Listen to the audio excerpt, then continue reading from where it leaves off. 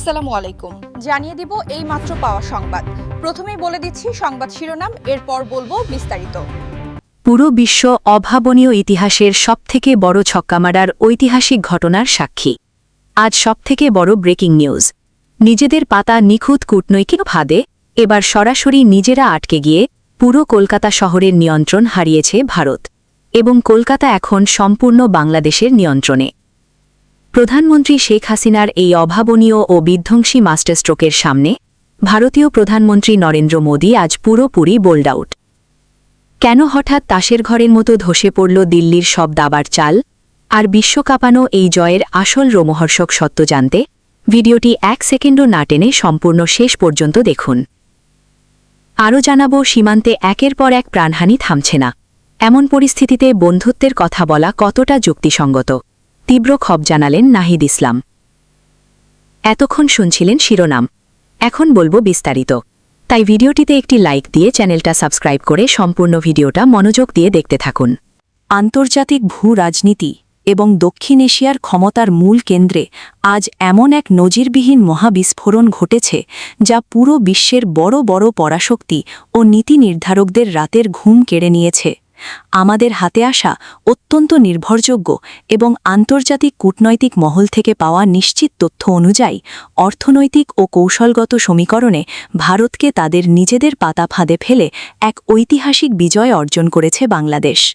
দীর্ঘদিনের সুগভীর পরিকল্পনা এবং আন্তর্জাতিক চুক্তিগুলোর নিখুঁত বাস্তবায়নের মাধ্যমে কলকাতা এখন সম্পূর্ণভাবে বাংলাদেশের নিয়ন্ত্রণে চলে এসেছে। ভারতের প্রধানমন্ত্রী নরেন্দ্র মোদী বাংলাদেশকে চাপে ফেলার জন্য যে অর্থনৈতিক ও ভৌগোলিক চাল চেলেছিলেন, বাংলাদেশের প্রধানমন্ত্রীর দূরদর্শী ও সাহসী পদক্ষেপের কারণে সেই চালেই এখন পুরোপুরি কুপোকাত হয়েছে দিল্লি। ভারতের এই বিশাল কৌশলগত পরাজয় এবং নরেন্দ্র মোদীর পুরোপুরি বোল্ড আউট হওয়ার খবরটি আন্তর্জাতিক গণমাধ্যমে আসার পর থেকেই পুরো বিশ্বে এক তোলপাড় সৃষ্টি হয়েছে। রাজনৈতিক ও আন্তর্জাতিক বিশ্লেষকরা সরাসরি বলছেন, এই ঐতিহাসিক ঘটনাটি আসলে বাংলাদেশের কূটনৈতিক ইতিহাসের সবথেকে বড় এবং সফল মাস্টারস্ট্রোক। দীর্ঘদিন ধরে তিস্তা চুক্তি, সীমান্ত সমস্যা এবং বাণিজ্য ঘাটতি নিয়ে ভারত যে একতরফা নীতি বজায় রেখেছিল, বাংলাদেশ আজ তার উপযুক্ত জবাব সরাসরি মাঠ পর্যায়ে বুঝিয়ে দিয়েছে।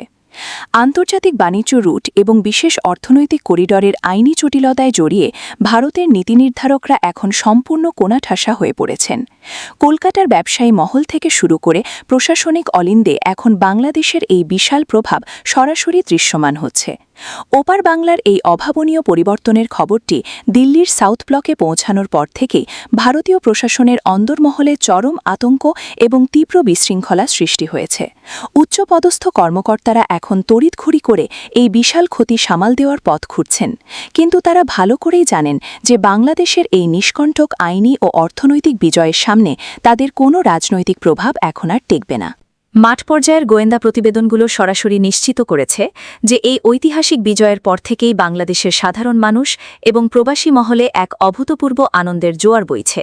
প্রধানমন্ত্রী যেভাবে বিশ্বমঞ্চে বাংলাদেশের সার্বভৌমত্ব ও অধিকার প্রতিষ্ঠা করে ভারতকে হাড়হিম করা জবাব দিয়েছেন, তা পুরো জাতির বুক গর্বে ভরিয়ে দিয়েছে। আজ বিকেল হতেই আন্তর্জাতিক কূটনৈতিক পাড়ায় এক নতুন মেরুকরণ লক্ষ্য করা যাচ্ছে, যেখানে বিশ্বের বড় বড় পরাশক্তিগুলো এখন বাংলাদেশের এই নতুন অর্থনৈতিক ও ভৌগোলিক শক্তিকে সরাসরি স্বীকৃতি দিচ্ছে। ভারতের একচ্ছত্র আধিপত্যবাদ আজ চিরতরে ধূলিসাৎ হয়ে গেছে এবং দক্ষিণ এশিয়ার ক্ষমতার ভারসাম্য সম্পূর্ণভাবে বাংলাদেশের পক্ষে ঘুরে গেছে। আজকের এই বিশেষ প্রতিবেদনে আমরা সেই সব অপ্রকাশিত তথ্য এবং নেপথ্যের গোপন চুক্তির প্রতিটি দিক সরাসরি আপনাদের সামনে উন্মোচন করলাম। নরেন্দ্র মোদীর এই শোচনীয় পরাজয় এবং কলকাতার ওপর বাংলাদেশের এই ঐতিহাসিক নিয়ন্ত্রণের প্রতিটি ধাপের রোমহর্ষক বিবরণ আমরা আপনাদের সামনে তুলে ধরছি। দিল্লির অন্দরমহলে কান পাতলে এখন কেবলই হতাশা আর আফসোসের সুর শোনা যাচ্ছে, কারণ তারা ভালো করেই জানেন যে পরিস্থিতি এখন সম্পূর্ণ হাতছাড়া হয়ে গেছে এবং বাংলাদেশ এই খেলায় শতভাগ জয়ী হয়েছে। আজকের এই প্রতিটি তথ্য বাংলাদেশের আগামী বহু বছরের রাজনীতির গতিপথ সরাসরি নির্ধারণ করে দিয়েছে। ব্রেকিং নিউজের প্রতিটি আপডেট সবার আগে পেতে আমাদের সাথেই থাকুন এবং এই ভিডিওটি এখনই শেয়ার করে দেশবাসীকে এই ঐতিহাসিক ও ধ্রুব সত্যগুলো জানার সুযোগ করে দেন। সম্প্রতি সীমান্তে ঘটে যাওয়া সহিংসতা ও প্রাণহানির ঘটনাকে কেন্দ্র করে তীব্র প্রতিক্রিয়া জানিয়েছেন জাতীয় নাগরিক পার্টির এনসিপির আহ্বায়ক নাহিদ ইসলাম। তিনি বলেন, সীমান্তে বারবার হত্যাযজ্ঞ চালিয়ে একদিকে সম্পর্কের কথা বলা কোনোভাবেই গ্রহণযোগ্য নয়। তার মতে, দুই দেশের মধ্যে বন্ধুত্বপূর্ণ সম্পর্ক টিকিয়ে রাখতে হলে আগে সীমান্তে সাধারণ মানুষের নিরাপত্তা নিশ্চিত করতে হবে এবং প্রাণহানির ঘটনা বন্ধ করতে হবে। নাহিদ ইসলাম তার বক্তব্যে সীমান্ত পরিস্থিতিকে অত্যন্ত উদ্বেগজনক হিসেবে উল্লেখ করেন। তিনি বলেন, দীর্ঘদিন ধরে সীমান্ত এলাকায় নানা ধরনের সহিংস ঘটনা ঘটে আসছে, যেখানে সাধারণ মানুষ প্রাণ হারাচ্ছে। বিশেষ করে সীমান্তবর্তী অঞ্চলে বসবাসকারী মানুষদের মধ্যে নিরাপত্তাহীনতা দিন দিন বাড়ছে। তিনি দাবি করেন, এসব ঘটনার যথাযথ তদন্ত ও জবাবদিহিতা না থাকায় পরিস্থিতি আরও জটিল হচ্ছে। তিনি আরও বলেন, আন্তর্জাতিক সম্পর্ক কেবল কূটনৈতিক বক্তব্য বা আনুষ্ঠানিক বন্ধুত্বের মধ্যে সীমাবদ্ধ থাকতে পারে না। বাস্তবে যদি সীমান্তে মানুষের জীবন ঝুঁকির মধ্যে থাকে, তাহলে সেই সম্পর্কের ভিত দুর্বল হয়ে যায়।